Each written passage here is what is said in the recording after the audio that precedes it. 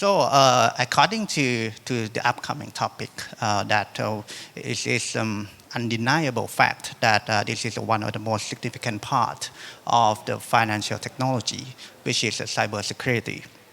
And for give you a brief idea and also the background of this topic, I would like to walk you through the background about the cybersecurity readiness that we as a Bank of Thailand continuously collaborate with our stakeholders in the past recent years through this video presentation. เมื่อโลกก้าวเข้าสู่ยุคใหม่เทคโนโลยีการสื่อสารพัฒนารวดเร็วมากขึ้นโลกไซเบอร์มีอิทธิพลสูงต่อการใช้ชีวิตทำให้ธุรกิจเล็กใหญ่ล้วนต้องปรับตัวสู่ระบบองค์กรดิจิทัล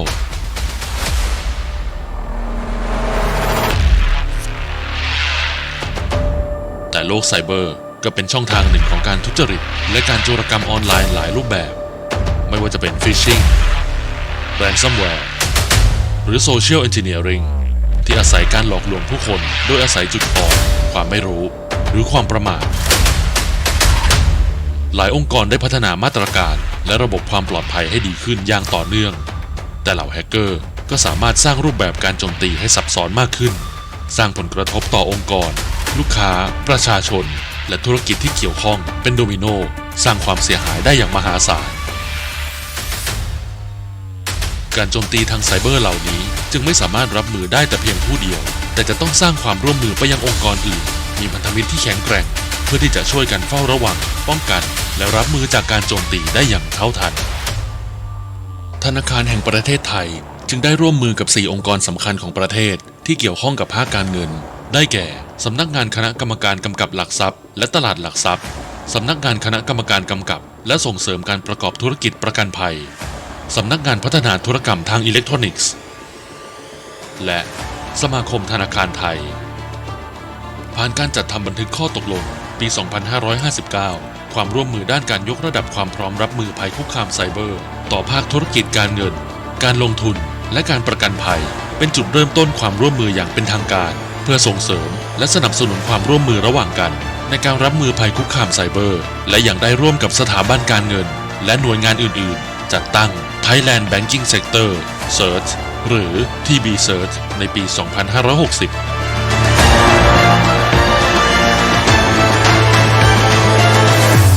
ข้อตกลงและขอบเขตของความร่วมมือคือ 1. กำหนดมาตรฐานและกรอบการบริหารจัดการภัยคุกคามไซเบอร์เช่นปรับปรุงประกาศและแนวปฏิบัติให้ทันต่อความเสี่ยงด้านไอทีและกำหนดแนวทางการดำเนินการให้สอดคล้องกัน 2. กำหนดกลไกกระบวนการแลกเปลี่ยนข้อมูลและซักซ้อมกระบวนการรับมือภัยไซเบอร์ก่อตั้งที่มี Search และการแลกเปลี่ยนข้อมูล Cyber Threat Intelligence และงานซักซ้อมการรับมือภัยคุกคามทางไซเบอร์ของภาคการเงิน Financial Sector Cyber Exercise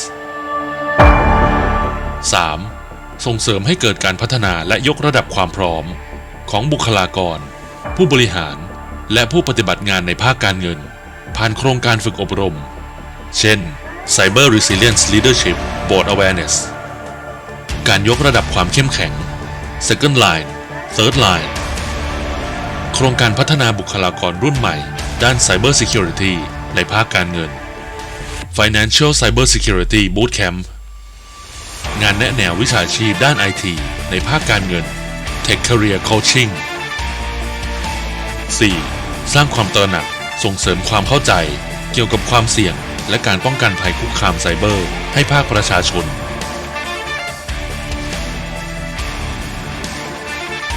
นอกจากนี้ธนาคารแห่งประเทศไทยยังได้เพิ่มความร่วมมือไปยังผู้ประกอบธุรกิจบริการการชำระเงินและองค์กรสำคัญในอุตสาหกรรมอื่นที่เกี่ยวข้องกับภาคการเงินเช่นองค์กรด้านพลังงานสาธารณูปโภคและโทรคมนาคมซึ่งหากองค์กรเหล่านี้ได้รับผลกระทบด้านไซเบอร์จะส่งผลต่อการให้บริการในภาคธุรกิจการเงินการธนาคารด้วยโดยจัดการฝึกอบรมเชิงปฏิบัติการเพื่อรับมือภัยคุกคามบนระบบคลาวด์ร่วมกันเป็นครั้งแรกในงาน Cyber Range to the Midst of Clouds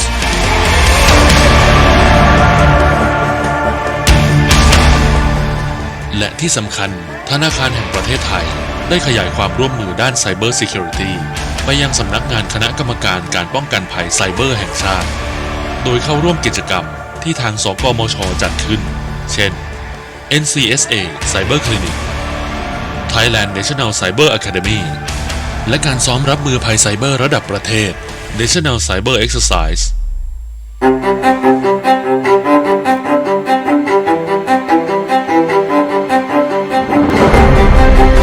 เพราะการป้องกันภัยไซเบอร์ต้องอาศัยความร่วมมือของทุกคนธนาคารแห่งประเทศไทยจึงให้ความสำคัญกับการป้องกันภัยไซเบอร์สร้างเครือข่ายการรับมือภัยไซเบอร์ให้มีความเข้มแข็งเพื่อให้เรามีสังคมทางการเงินที่ปลอดภัยและยั่งยืน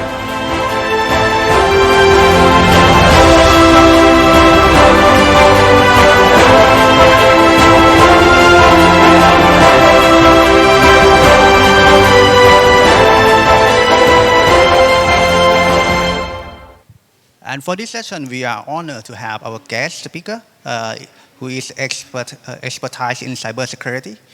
He will take us a deep dive into the sophisticated cyber attack on an Asian bank. The discussion topic would be like the tale from the frontlines inside the view of a sophisticated cyber attack on the payment networks. And our guest is a strategic solutions architect from Mandians, Asia Pacific and Japan, with more than 16 years of experience in cybersecurity area. He has engaged in various security engagements around security programs, governments, risk, audit, and compliance, and so on. Ladies and gentlemen, Mr. Colin Low.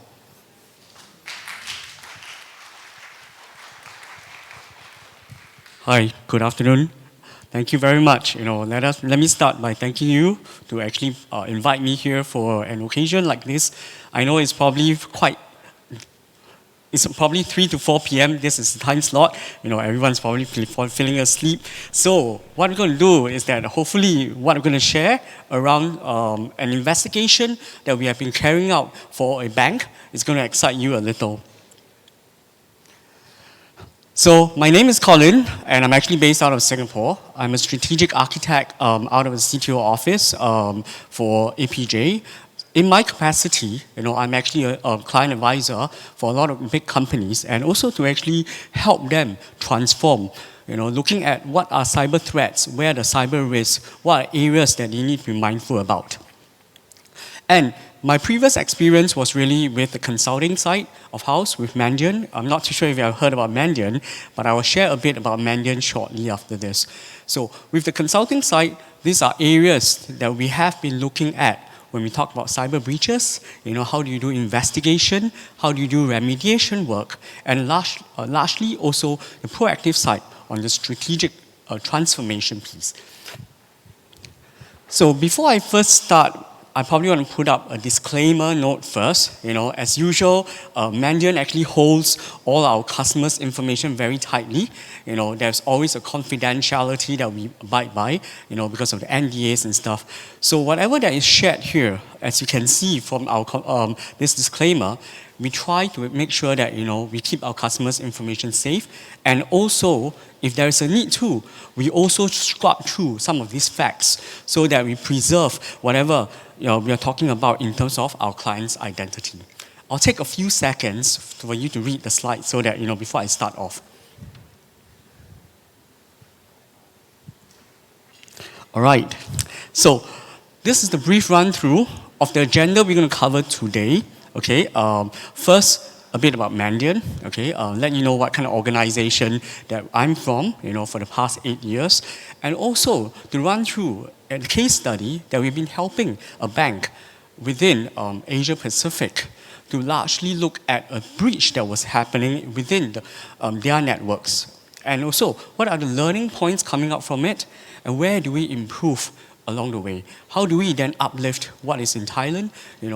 I think what was shown earlier with the MOUs, the different pillars that was highlighted, those are very key areas that all this learning that we hear from the breaches can take forward so that everyone understands the importance and also build what we call muscle memory when we go through things like tabletop exercises for your readiness posture.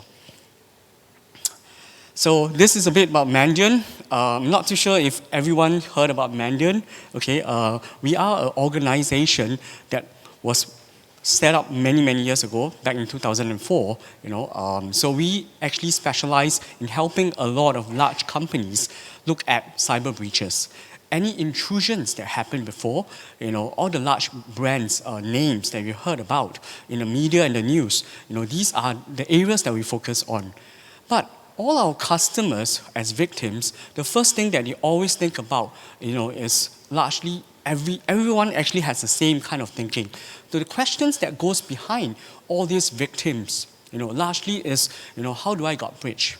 Where are my breaches? Are customers' data compromised? What information has been stolen? What is the motivation? Why do they come after me? And are they still in my environment?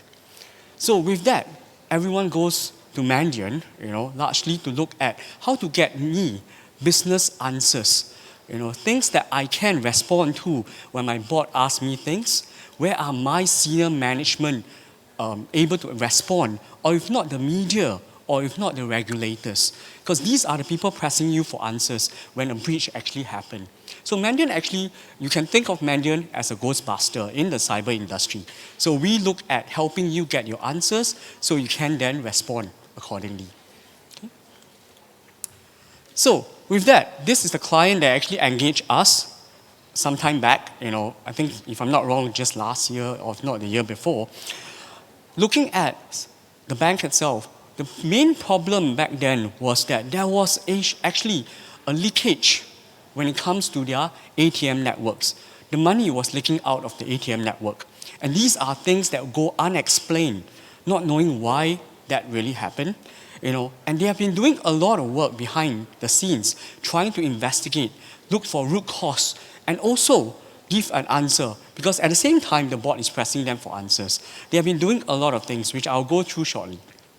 And more importantly, loss in terms of money, right? Because in your finance industry, money is always key to what you do. So what they did in attempting to resolve the problem, first, they actually hired an incident response firm, to actually help them uncover what's really out there in their network itself. What happened? They did not find any evidence of malicious activity. And the withdrawals continued to happen. Shortly, they decided to engage another incident response firm, to help them investigate where the intrusion happened, why did it happen. Likewise, no malicious activity was found in the environment. And the withdrawals actually continued in the environment. This time round, they were aspirated. They are quite conscious about, hey, I'm still operating as a business, but I'm losing money. Whatever that is paid out doesn't reconcile with what I actually have in the bank, my bank account transactions. So what do? They actually reached out for the ATM vendor to actually perform an analysis. What is actually happening? The ATM vendor did their analysis. It came back. No evidence is found again. And shortly, the withdrawal is still happening in the back end. This time round, they decided to do something a bit more radical. They went to rebuild their ATM switching infrastructure. And honestly, that stopped for a while. But shortly, the withdrawals happened again. Since they has helped the first time, they decided maybe in between we did something wrong. Can I do something a bit more just to make sure that every activity is tracked closely this time? They rebuilt it for a second time. And the withdrawal still happened in the back end. So that's how the whole span of activities can imagine when the money keeps flowing out. After many iterations of trying to do work in your environment, this is when I think the board and the senior management decided, let's engage Mandian for this incident response work. So what Mandian did, we conducted an investigation in the network, really to say what are things that's out there that we can uncover. Our investigation unveiled that there is actually a threat actor, which we call it UNC 2891. So if you Google for UNC 2891, that comes from Mandarin because that's uniquely to us. And this UNC 28,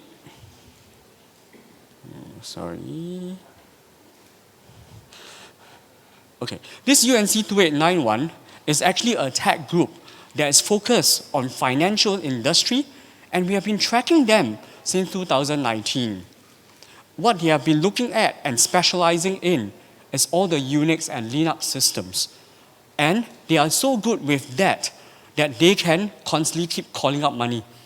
And what we found is that within the UNC 2891, these are people in the back end. So you are dealing not with a malware problem. It's not like a virus that sits in your environment that's actually taking out money. You're dealing with real attack group and people behind the scene. And when we talk about UNC, or what we call ANC in short, how Mandarin term it for UNC is actually a cluster of activities that is actually happening. We use a UNC framework to start collecting information and artifacts.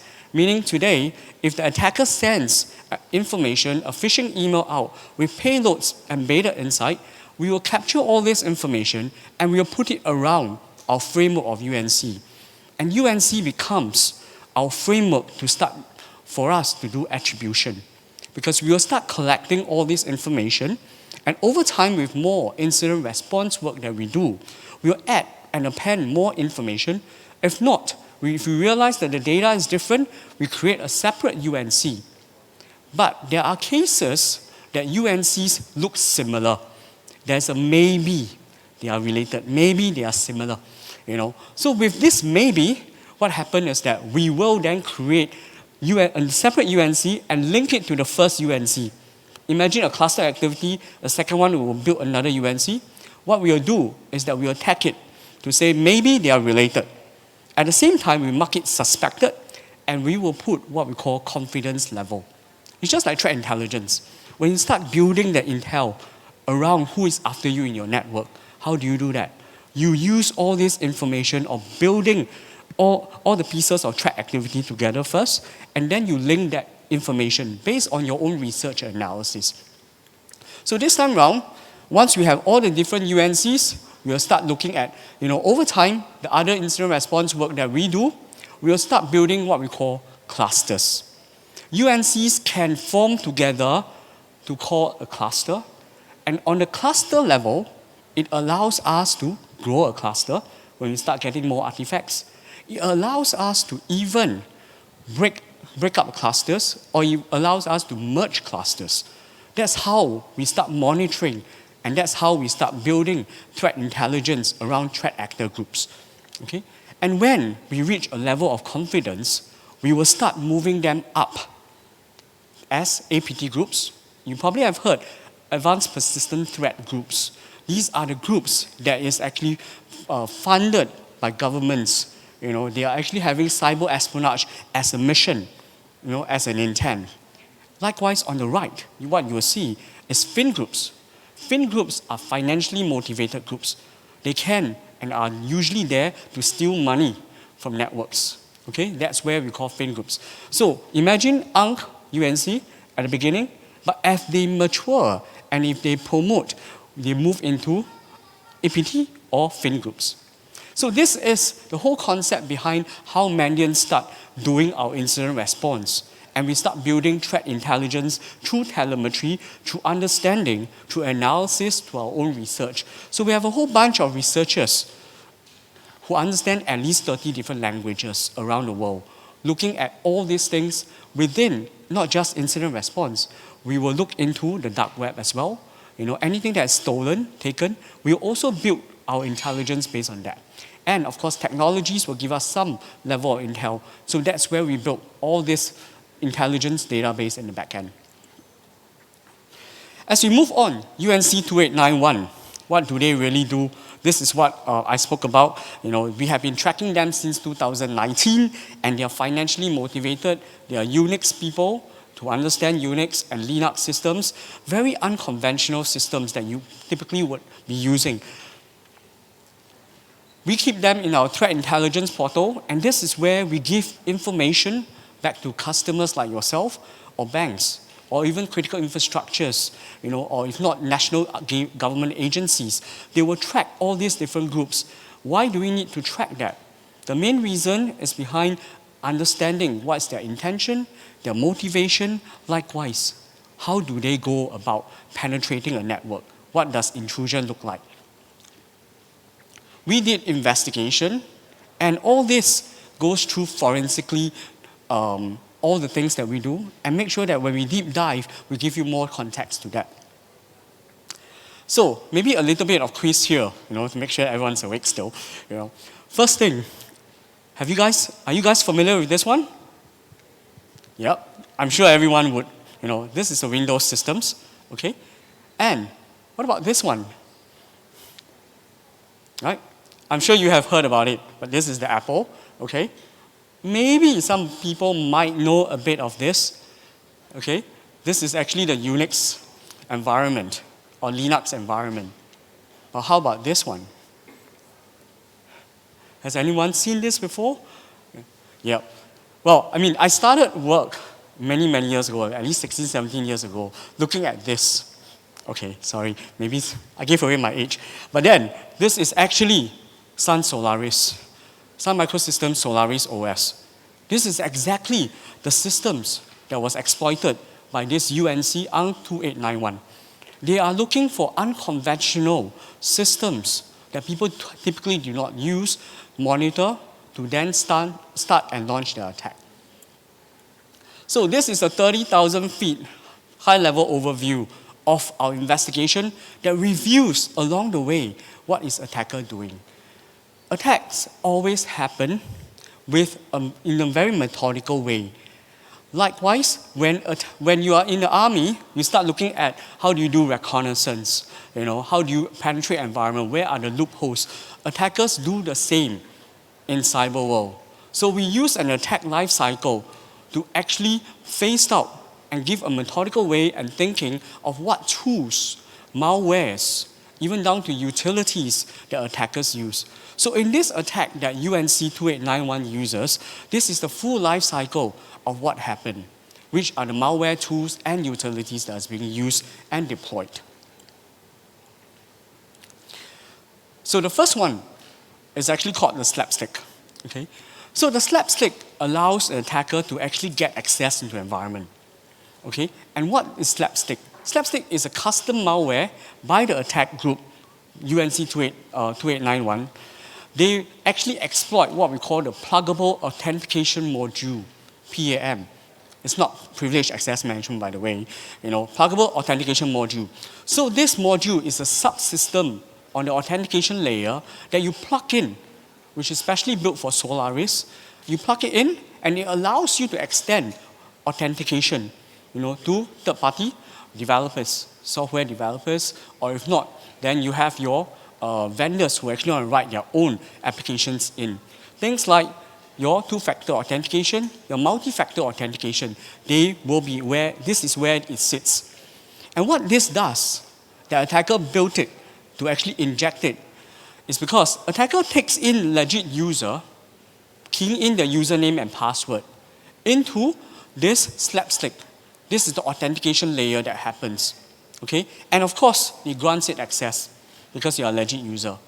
But using slapstick, attacker also embed their own magical password. It's a hard-coded password that they can also get through the system. And at the same time, they perform what we call credential harvesting. Whatever that is locked in by legit users, they take it, they compile it, and they transfer it back to the attack group. So now, the attackers actually have legit username and passwords to come into your system through these subsystems that they built. The next one, this is called Tiny Shell. This is a publicly available backdoor. And then this publicly available backdoor allows authentication at the HTTP web layer, a simple authentication and get through to the environment. And maybe at this point, I also ask you to think about why the bank have actually invested in 2 earlier incident response firms, but they could not find this publicly available backdoor. You probably would be thinking about it. but probably want to hold your thought, I'll share a bit more later. The next one, what does an attacker do? Normally in the cyber world, after you come in, you leave a lot of breadcrumbs, your different utilities, your login entries. So what they did was to use things like OPSEC, operational security tools and utilities. They need to wipe away their digital footprint so that they don't get caught, they are not being caught so easily. So your detection mechanisms don't catch all this so easily. What happened is that they put in the log bleach. So they clean up logs. Anything, and when you enter a system, normally you have log entries. Things like your username, where do you come from, your host name, your IP address. Those are things that you want to be able to clean up. So log bleach allows you to filter down to the date range that you want to clean up your entries. Other OPSECs utility, this is the big log cleaner. It does the same thing, but it alters. It cleans up logs in your environment beyond just the login entry. There are other systems or other log entries that was built each time when you log in and start running your commands. There's a lot of logging that goes behind the Unix system. They have another OPSEC utility. This is to alter. It alters down to timestamp. And how dangerous is that if you think about it? If you can alter down to the timestamp, what we call time stomping, okay? It means that today, anything that comes from your operating system, I can no longer trust it anymore. It means that IR vendors have to take an extra step to find the real truth behind when entry was made, what did they do, how did they get out, where do they move across. So those are things that hampers and slow down, or in fact, led to why the first two IR vendors could never pick up what we picked up. Apart from OPSEC utility that cleans up footprint, the attacker was very smart because the attacker decided to use whatever that's in memory. They wanted to actually build what we call encryption in the memory, meaning that they dump things in the memory because a lot of our controls when it comes to antivirus, these are where we scan hard disk. We scan hard disk and we pick up entries. But AVs do not pick up in the memory, and AVs also do not look at encrypted stuff. So there are two droppers that happen. One is called the Steal Corgi. The other one is Steal Hound. They actually process and help you to decipher, decrypt what's in the memory. So they use malware like this that they built and put it there in the process of going through the intrusion. This is even more powerful, what we call KickTap. Okay? It is a custom malware. KickTap is a rootkit that they built. And if you are not familiar with what rootkits are, as simple as when you start looking at opening up a file, a folder, the folder will tell you exactly what are the file listings inside, right? You will start looking at all these files. But what rootkit does and where it runs at very low level. It runs at the level of where the kernel is and is able to tamper output. So meaning, for example, now you see 4 files. When with rootkit, it only shows 3. It will hide away, it will masquerade away whatever it doesn't want to show. It's not just hiding, but whatever that is showed there is all tampered. So it means that beyond this file, even when it goes to processes, your process table, what runs in the memory, these are also tampered output that you're seeing. Beyond that, network connections are the next layer that they also hide away to show that the environment is very clean, I do not communicate, I'm not talking, I'm not moving to another system. So network, your process file, your file listing, all these are tampered output. This is how rootkit actually help them in their job. And that's also the reason why the IR vendors could not find anything. Because they are only purely relying on the fact that the OS, the operating system, Solaris, is still clean and stable. KickTap has an additional function to that. They end up manipulating messaging that comes in. Anything that your fraudulent cards start accessing your ATM machines and you start feeding your ATM cards to it, they will intercept the message. For any legit cards, they start copying out all the messages, they store it, and when you slot in your own fraudulent card, they copy the entire message and output that message to show that it's a legit card. Okay? And at the same time, they will stop them from reaching out to the hardware security module. There's a HSM behind. These are things that because of the manipulation of messaging, it reverses out all the response that should come from a fraudulent card and allow that to go through. Even down to the PIN, they are able to manipulate the PIN verification message as well. So that's what the rootkit KickTap is capable of doing in the environment. Of course, that's not sufficient because there is a need to continue maintaining environmental presence, to continue making sure that they are persistent. There is always a privilege escalation process as well, going into where they wanted to reach the crown jewels. So they use what we call a malware called bin bash to actually conduct privilege escalation. Key logging service, this is where it also logs all the inputs of users. Anything that you type in your system, it captures that and they send all this to attacker. So they use more than one keylogger. They also have Ringcrack as a keylogger as well. Of course, it taps different part of the whole network. Next, they also go through using malware called Sun4Me. This is a tool set that allows them to do reconnaissance, means understanding the environment. They can do network reconnaissance. They will go through that.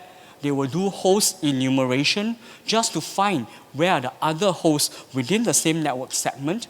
And it will also allow them to clean up their back doors, whatever digital footprints they left behind, OPSEC. This is almost like a Swiss Army knife, if you think about it. They will use this to conduct all the activities they need within the environment. Now, as you look at the entire attack life cycle and you chain all this up together, what does it mean? It means the attacker using Tiny Shell gives them the ability to reach every host within the network. And why is this so important? In a typical ATM environment, there's always a concept of what's outside, what's inside. But because of Tiny Shell, they're able to use and plant it across multiple systems in the environment and allow them to chain together. So at the end of the day, only one machine needs to be talking outside. Every other machine just needs to find a way to talk to that single machine. Information will still leak out. So they, what we call daisy chain that together through Tiny Shell. Okay?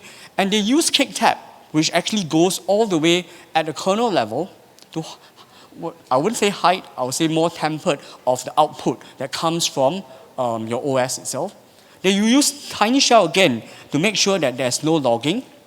And what happened is that they will use slapstick that will give them the ability to capture legit credentials.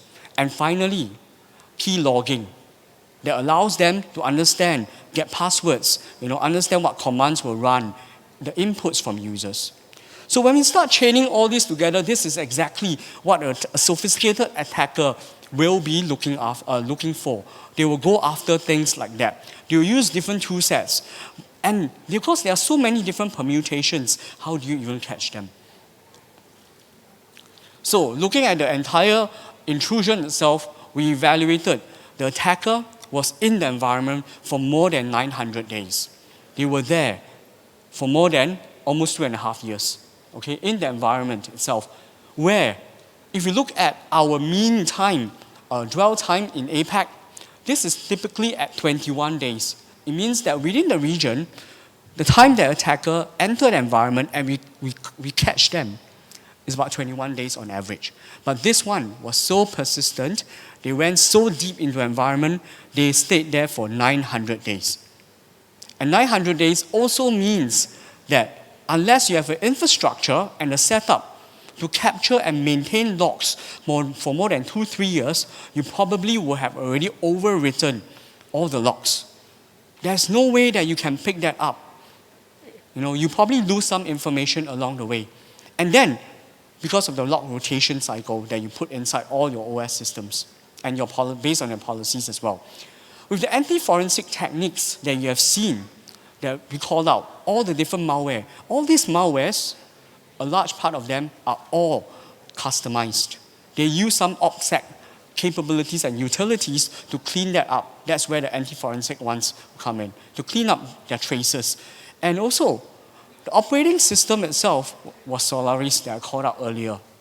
Solaris is a system that is already EOL, end of life.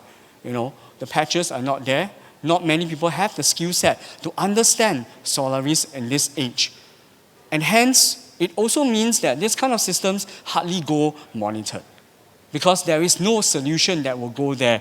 Even modern solutions that is built typically target things like Windows, your Mac OS.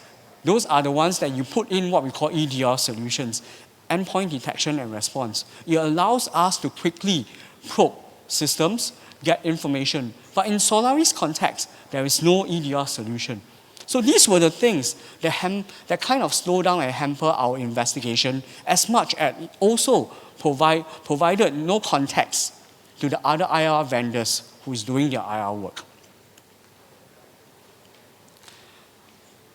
Some of the key call-outs, I would say, in part of this incident response work or cyber intrusion that we have done, is to actually understand that this entire thing doesn't only rely on Mandiant. While Mandiant does our investigation, we need to recognize different stakeholders who are also there, which is why I said, the MOU calling out of tabletop exercises, readiness posture, these are exactly what you are preparing for. You are preparing. In this context, we even work with all the way down to IT support guys to get our scripts running, to actually understand even down to how to do password resets, because the password reset process is not only on one system. It can be on your network, your OS system, your end user, your database. Everything needs a password reset. All this requires collaboration, coordination work. So that's where for the customer, they actually got all these different teams to work together and coordinate together. What other important things that we learned through this? Remember, we said it's a 900-day activity. So everyone's pressing for an answer. But if we constantly keep refreshing the entire network, we are losing a lot of data, or we are losing a lot of evidence. You need to then convince through making sure that you constantly keep contact with your board, update them, at the same time, get their understanding that all this investigation will take time. And what we did was to actually get their approval that we will let attackers stay in the environment. Anyway, because they already lost quite a lot of money, that bit more time doesn't really make any difference, right? So we want to make sure that they understand that we are really helping them to find a root cause. And all these root cause will only happen if we are able to go deeper and go beyond and below the OS level to do all the investigation work.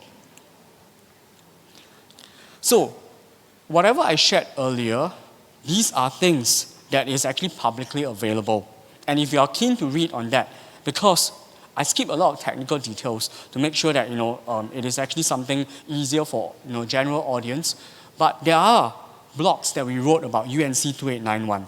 If you Google 2891, there is thread blogs that we write about, published this year somewhere in March.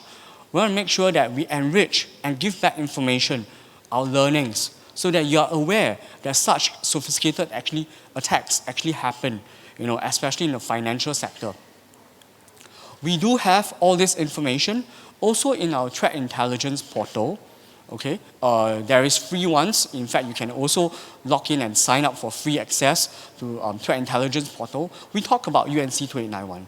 We relate what our learnings are. We share information around what attack looks like, where are the artifacts, and likewise, attack life cycle. All these are dictated, given in our threat intelligence portal.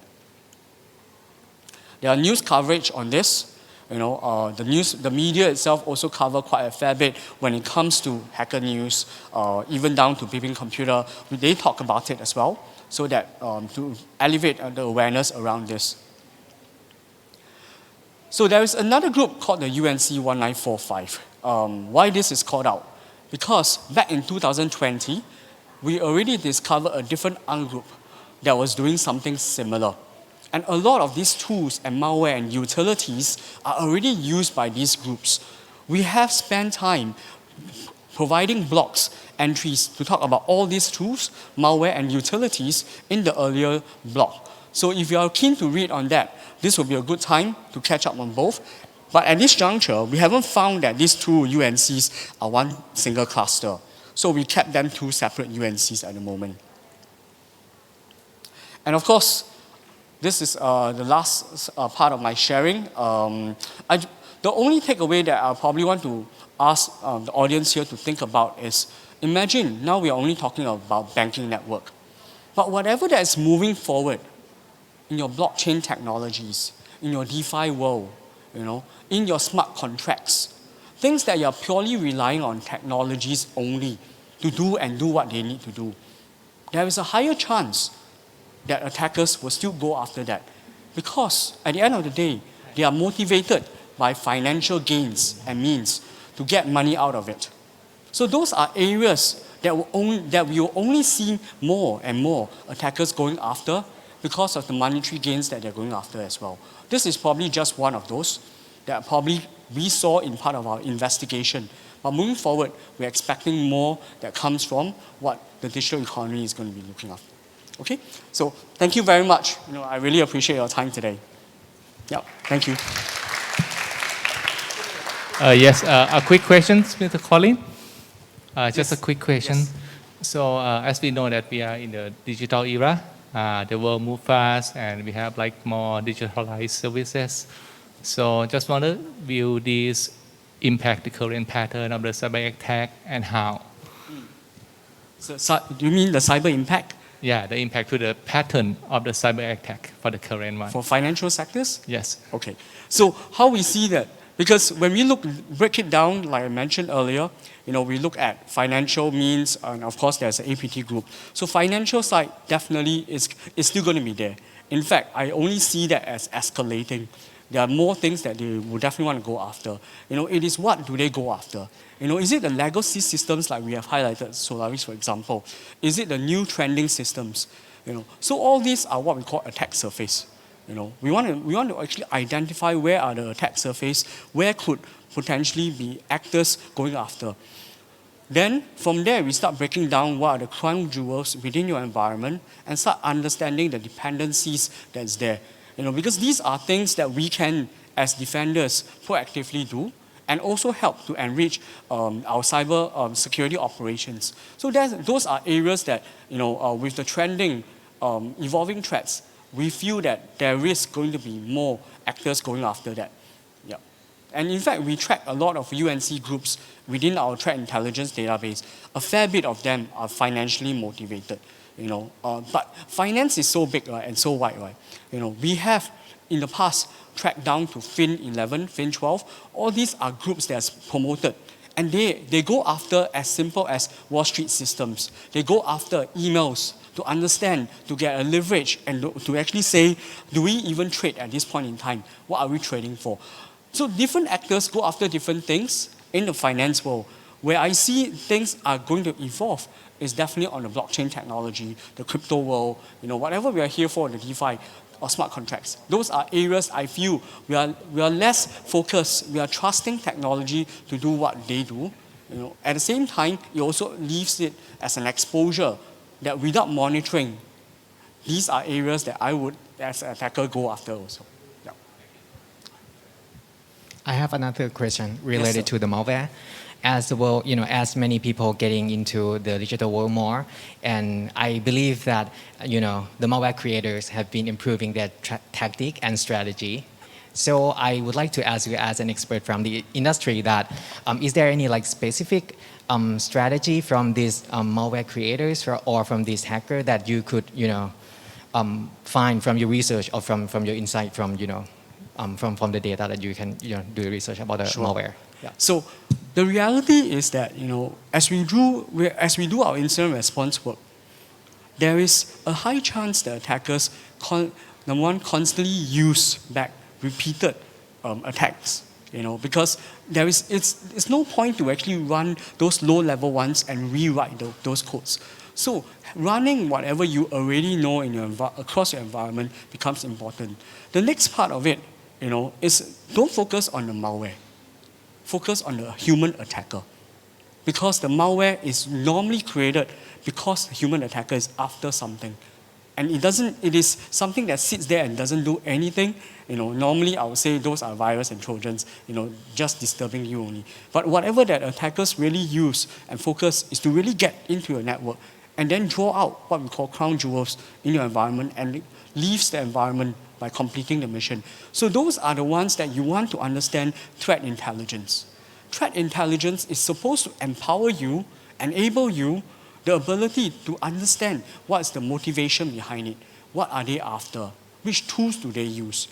So using all this, if you have seen what we call a pyramid of pain, is by this guy called David Bianco. Okay, if you Google for this pyramid of pain, you'll understand whatever that you ask for are just threat data.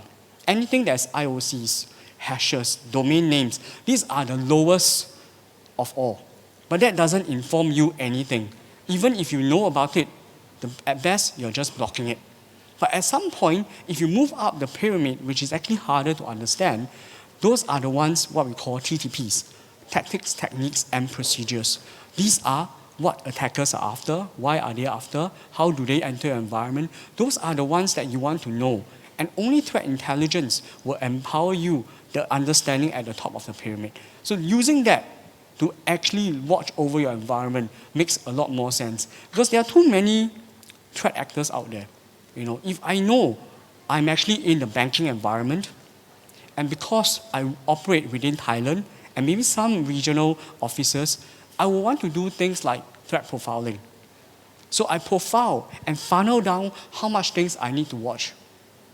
Using that, then I will look at threat actors that's related to that threats which my business is concerned about, and then use that to do my security monitoring, my operations. So those are things I would have spent more time on rather than on the malware piece. Yeah. Thank you. No problem. Yeah, I think that is all question that we can take due to the time permit. I think thank you so much, Colin, Thank you very much. For joining us today. It's quite an informative session, and that you're sharing like a brief idea and quite comprehensive about the situation right now about the cybersecurity attack. Thank you so much, Thank you very Colin. much. Thanks. Okay, so I think we'll take. Thank you again. We will have a 10-minute quick break.นะครับผม so I think we will get back on 4 o'clock in the afternoon. To continue on another session, which is the collaboration of the cross-border payment between Indonesia and Thailand. We will have pleasure to have you back on time at 4 o'clock in 10 minutes.